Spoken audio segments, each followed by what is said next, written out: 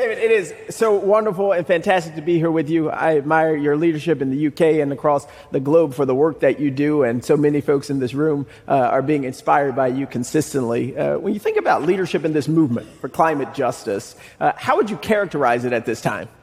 So look, I look at this through the lens of foreign policy. We are in a tough geopolitical moment. We've got the United States, obviously as the world's superpower, but China rivaling now the United States. We've got the emergence of these middle states like UAE, where the next COP will be, India and others. And at this moment, there is a degree of short-termism, particularly as populism enters politics in Northern Europe, in the United States and other places. There is, I think, also a degree of underestimating our populations, and social media and other is driving that. And so I guess there is a tendency to focus too much on small things and not the big things that bring us together, as we challenge the politics that divides us and doesn't bring us together. Yeah. When I think about this movement and politics, it matters so much to how we act and what happens in our lives consistently. So I really appreciate that. Thank you. And tell us about your journey in climate and leadership. Yeah, well, my journey started in Memphis, Tennessee, greatest place on earth. A lot of Memphis folks here. With the Byhalia Connection Pipeline, 2 multi-billion-dollar corporations came to our community, called our community, quote, the path of least resistance. Decided they were going to build a multi-billion-dollar pipeline while taking black folks' land and threatening over 1 million people's drinking water in the process. And it was that fight at home that got me involved in environmental and climate justice, realizing that we are not the path of least resistance for anybody, but we are the path of resilience for everybody.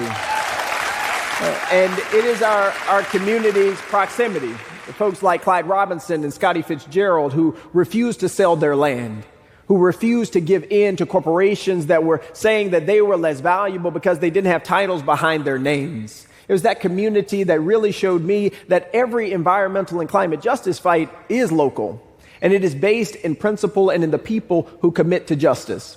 But those echoes, they resound pretty loudly even from the quietest places. And what we were able to see was the voices of people in Boxtown, a community built by formerly enslaved African Americans, helped to launch an environmental justice movement in Memphis that got great people, even like Vice President Gore, to come to the hood and advocate alongside us about a racist, reckless ripoff of a pipeline, as he called it, that was going to destroy our community. And so it was that fight.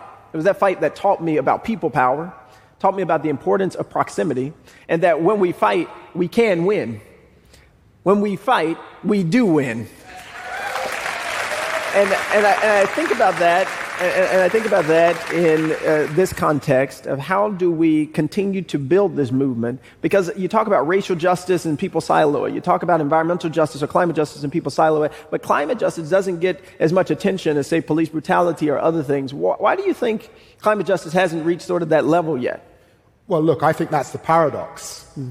So the great story of the 20th century is how so many people at the beginning of that century who had no rights won their rights by the end of the 20th century. So if you think of women subjugated, the property of their husbands or their father, and you think of people like Emmeline Pankhurst, you think of black and brown people and the work of Martin Luther King and Gandhi and others. You think of LGBTQ people, ridiculed, ostracized, and the work of Harvey Milk. You think of disabilities. By the end of the 20th century, people gaining their rights for the first time. But the danger is, at this point, is that we retreat back into our silos, that it's all about identity politics. And the thing that can connect the dots is climate justice. All of those communities suffering under the umbrella of the climate emergency at this point. And so there is this case. If you think about who's crossing borders and fleeing continents, it's black and brown people. Who is suffering in northern European, North American communities? It's black and brown people, as well as indigenous people. So we've got to connect the dots now and join that fight to climate for climate justice. Justin, how do you see that at this point? I think, if we had cared where the polluters were placing their factories and their facilities 40, 50, 60 years ago, we wouldn't have the climate emergency we do now. But see, it was because it was being placed in lower income communities. It was because it was being placed in indigenous communities and black communities that people weren't paying attention. And so our community ends up with 4.1 times the cancer average. It's become a sacrifice zone, as Dr. Mustafa Santiago Ali called it. We have sacrificed people in communities that have been politically, economically deprived. And we've told them that it's their fault. And we've allowed people across our country and across continents to suffer, although they make the least amount of pollution. And until we get proximate, until we get close to the people who are suffering the most and allow that to drive our decision making, we are going to continue to be in a very difficult predicament. But I believe that is where transformation and where real opportunity exists for us. It is in lifting up those voices. It is in bringing those folks from the periphery into the center. And it is only by doing that that we can really say that we are advocating for climate justice and environmental justice. And so when you think about building that type of movement, you've got to have leaders, but you also got to have followers. And we've seen a lot of plans coming out of a lot of big entities that isn't oftentimes garnering that followership. What do we do about that? Well, look, in terms of the leadership piece, you've got to have an authentic leadership that comes from somewhere real. If I look at my own country, the United Kingdom, many of you will know, we've had 3 prime ministers in a very short space of time. We had one who didn't even want to go to COP last year. We have to be clear, and that's why if my party wins the next election, I'm praying that we will, we have said there will be no more drilling for oil in the North Sea. Done. Finished. Over. It's got to be authentic. It's got to be real. And we have to step up and help to lead alongside people.